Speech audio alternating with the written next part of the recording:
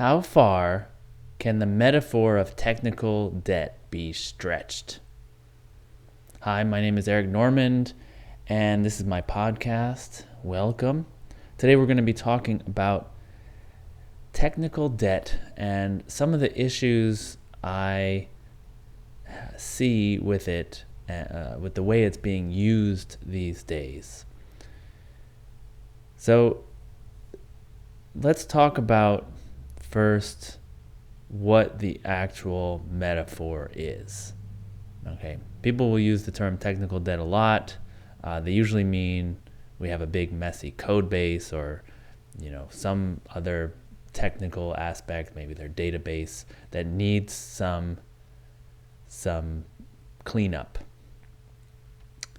But there's actually a real structure to technical debt. It was first used to explain to business people the idea of having to clean up code. So it's like a loan, right? You can take out a loan, a business can take out a loan to be able to do something sooner than you would be able to if you had to wait to save up that money. Okay, so instead of saving up now and then in 6 months, say, be able to have the lump sum to buy a thing, you can take a loan, buy the thing now, and in essence save for the next 6 months by paying the interest and principal down on your loan, right? So in the same way, we can get code out sooner by taking on technical debt, and then we can learn from that code. So maybe whether the customers like that feature or whether it could, even work at all. It's like a prototype. And then pay off that principal down the road as we go along. So that is the idea. Now, what is the principal and what is the interest? The interest is the amount of time it cuts down, let's say, the amount that it cuts down your velocity. Right? So your code is a little bit off. It might be messy. You might have learned something. The programmers might have learned something like, oh, actually, users want XYZ instead, or that, oh, there's a better database structure than what we initially did. So you have this learning in your head, and now you have to, the interest is the cost of working with a non-optimal model, because your code doesn't reflect what's in your head. So if you want it to work the way it's in your head, you're going to have to add extra code, take more time to adapt your new features to the poorly structured database. Okay, but then what's the principle? The principle is actually going in and taking that learning and putting it into your code. So that's going to cost a certain amount of time to do. Okay. So that's the initial metaphor. Once you've paid down the principal, there's no more interest. You can work at full speed. But when you've got some principal, then you have to pay interest, meaning you're going to be a little bit slower at maintaining, adding new features, etc.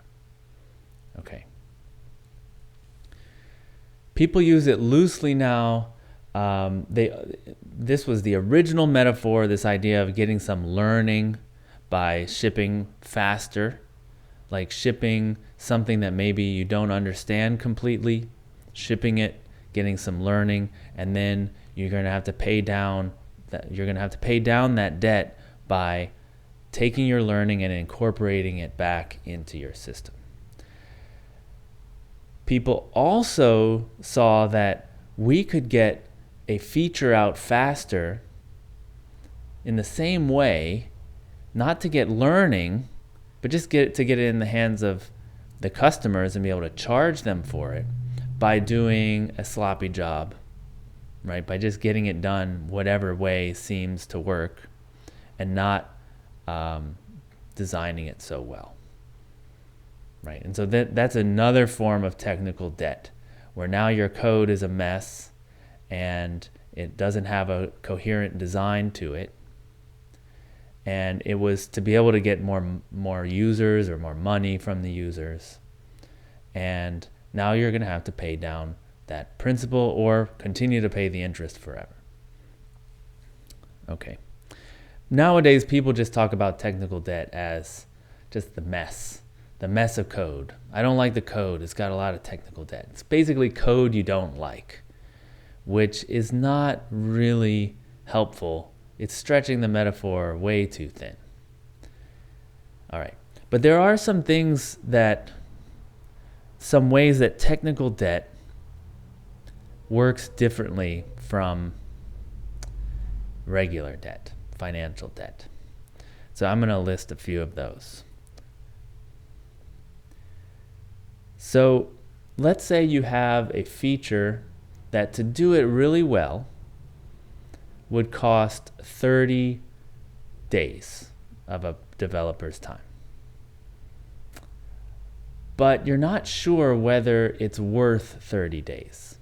You don't know if the users are going to want that feature. You don't know if they're going to pay more for that feature. And so you say, well, let's see what we can do. Maybe we can learn if they like this feature by putting out something in 10 days. Okay, so you're going to save 20 days. You're going to learn faster. And what happens? You learn after 10 days that they don't like the feature. Boom, you can just delete that code. If you designed it well enough to be separate, you can just delete it. You don't have to pay it back. Right? It's very, very easy to just remove that feature. Okay, so that's one way that it doesn't work. If you borrow money from the bank to open up a new branch of your restaurant, and then there's no customers, well, you still have to pay the bank back, right? Okay, maybe you could stretch it and say, well, you're going to file bankruptcy, but that's not really how it works, because then you lose all your stuff when you file bankruptcy. All right, here's another issue. Okay, so let's say, again, you have a feature that will take 30 days, and you decide as a business that we need this really fast. Let's do it in 10 days. So what have you borrowed? Like, what is your principal? Your principal is actually 30 days. Right? You spent 10 days, but you had to borrow 30 days. So to fix this thing, to get rid of all the interest payment, you would have to spend, again, 30 days because you designed it like crap. Like, it's very unlikely that you'd be able to really use what's there. And even if you did, it would take time just to figure out how to adapt it. So what I'm trying to say is, in the debt metaphor, the financial debt, if you borrow $100,000 to open up a new store, you spend the $100,000 on the new store. And then you're in debt for $100,000. And you have some plan for repaying it over time. But if you, in the metaphor in programming, you borrow 30, you spend 10, but now you still have to pay back the 30. It's more than you spent, right? You're borrowing more than you spend, which is kind of weird. It doesn't really work the way money works. Okay, here's another thing. Why would someone open that restaurant? Because they think that there will be customers to that restaurant, and that whatever income that new restaurant has will be more than the interest and principal payments. So it's actually good debt. It's good debt because it's paying off. It's paying more than the cost of the loan. And so you could do that again and again and open more restaurants, as long as you believe that you would get the customers to pay off the service on that loan.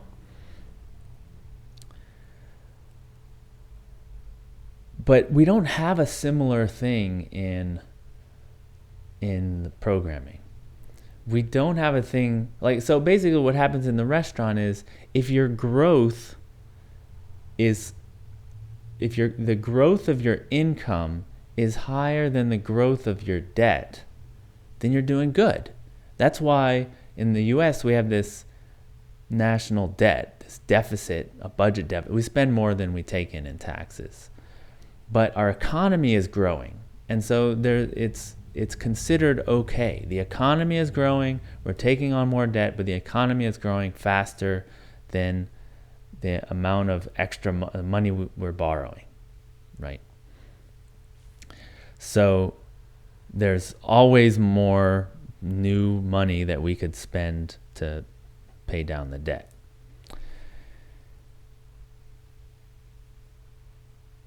We don't have that. When you're taking on technical debt, the interest payment is causing you to slow down. It's not like you can get more. It's not like you're spending like design time or whatever you call that extra time that you're not putting in. So you have a 30-day project. You decide, let's rush it, get it out in 10 days, cut corners, whatever. You're not gaining any speed from that. Your programming speed actually goes down. So the more debt you take on, the slower you'll get until you get to zero, where you're just basically treading water, keeping the thing running. There's no way to spend that debt to make more programmer time. In the restaurant, you can spend the debt to make more food, to service more customers, to make more money. So you're spending debt, you're making more money. But in the technical debt, you're taking on code quality debt, right? You're taking on negative code quality, code messiness, or whatever you want to call it, and you're not trading that for better programming or whatever, more programming. So that is a problem.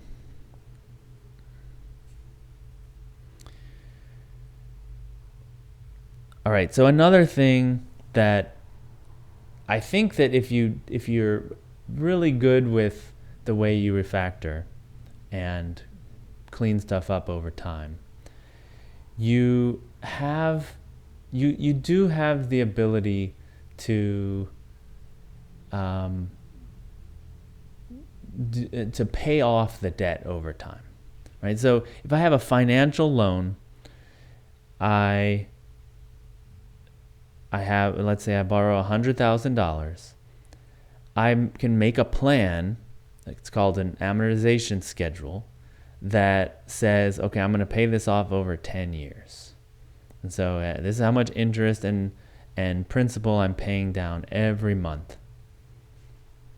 right? And it starts off with a lot of interest and a little bit of principal, and then gradually it turns into all principal at the end. Okay, and so you can make a schedule. It's going to take 10 years, and this is your monthly payment. same every month. And so all you have to do is make sure that your restaurant that costs $100,000 is now making more than that every month, and it will pay down that debt over 10 years. I don't think we can do that with debt, with tech debt. You can't take that thing that took 30 days, do it in 10 days, and now spend those 30 days kind of over time cleaning it up. Because often the mess you made is so bad that you have to basically rewrite what you did. That's been my experience. That you can do it such a rushed job, and then you learn something like, oh, this was really the wrong way to do it. You have to now spend the 30 all at once to move over to the better way to do it. So that's another problem. I mean, if you're really good with refactoring, maybe you could do it, but I don't quite see how you could. In the systems I've been working on, when there's a learning, it's often like, okay, I learned this thing. Those 10 days were worth it, but now I still have 30 days ahead of me to finish it up. And you couldn't do it over time. There's just no way. Or maybe you could do it over time, but it would cost 60 or 100. So it's another way that the metaphor kind of breaks down. Okay, and then the biggest problem of all with the metaphor, and everyone knows this, is that code quality and even feature development is all unmeasurable. We don't know how much design is worth. We can't say how much a feature will actually take until we do it. It's all just unmeasurable. Whereas money is very measurable. There's still the uncertainty, is your business going to do okay? Is that restaurant really going to make money? But you know if it is or if it isn't. Whereas with design, what is the value of spending another day thinking about a better way to write the software? What is the value of good names? We can't really quantify it. So the metaphor kind of breaks down there. Like, I've been giving examples, like a thing that would take 30 days and you do it in 10 days. That is just, maybe with hindsight, or if you could play it out in two different universes where you make the different choices, you might be able to do that. But it's all hypothetical. We don't know how to measure those things.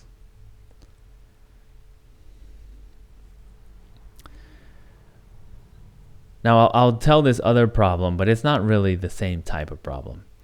So the original technical debt metaphor was designed to explain to business people who are used to thinking in financing in terms of loans and income and interest payments and stuff like that. It was designed to explain to them what trade-off you were making. Hey, we can do this faster, but it's going to slow us down in the long run, right? But sometimes you need that. You need that short-term speed to be able to get a thing out or whatever. So it's designed to talk to them. And when I've talked with business people, it's never gone that well using the technical debt metaphor. And I think that one of the reasons is that they have the idea that messy code is kind of like having a messy kitchen. So you have a kitchen and you have to make dinner, and for 100 people. And so you're working really fast. You're making a lot of pots dirty. You're spilling a little bit. Things aren't getting put back exactly where they need to go. And you're taking a lot of shortcuts because dinner's coming and you need to get it ready by a certain time. So then you serve dinner, everybody's happy, they go home, and then you get out your mop, you get out your sponge, you start washing the dishes, and you get the kitchen back to a clean state. I think that a lot of business people think that making a mess in your code is kind of like that, where you do something quick, you have to move fast and make a mess, and then you have to spend a little bit of time afterwards to clean it up. Maybe the same amount of time as it took to make the dinner, right? But you're going to clean it up. Well, it doesn't work that way. Like I said before, if you take a thing that should take 30 days and you do it in 10, you still have 30 days ahead of you to clean it up. You can't, it's not just like, oh, there's some spills, there's some splotches of tomato sauce on the counter and we need to mop the floor. It's like, oh, we need to rebuild the bathroom. We did a rush job on your bathroom. It was so that you could use it quickly, but everything, all the pipes leak and things are put in crooked, and we forgot to connect up the right size pipe to your toilet, so it's going to get clogged. And so we have to just redo everything. We have to tear down the walls, install new pipes, and put everything back, and repaint, and do everything. It's more like that. It's not like wiping down the kitchen counter. It's rebuild your bathroom. So that is a problem that I think is one of the reasons why I don't like to use the technical debt metaphor. If I'm talking to a business person, they are often like, well, why did you make a mess? Just clean it up. And it's like, no, we have to rebuild your bathroom. We have to redo the plumbing because we rushed it, or we learned something about how the plumbing should be. And now we are going to be unclogging this toilet forever, and it's going to cost a person. You got a 30-person team. It's going to cost a person to unclog this toilet all the time. All right, that was my ideas on technical debt. I think it's a great metaphor, but like all metaphors, it can be stretched too far. And then once it becomes cliche, people stop thinking about it as a metaphor, and they just think of it as a term of art. And they don't really understand what it's supposed to be and how it's supposed to be used. And I think it's good to go back and revisit these ideas, these metaphors, really understand the context that they arose in, and then figure out where they don't stretch, right? And I would rather talk about, having to redo someone's plumbing because we rushed it. That to me seems like a much better metaphor for the kind of tech debt that I've seen. All right. Thank you so much. My name is Eric Normand, and thank you for listening or watching. And as always, rock on.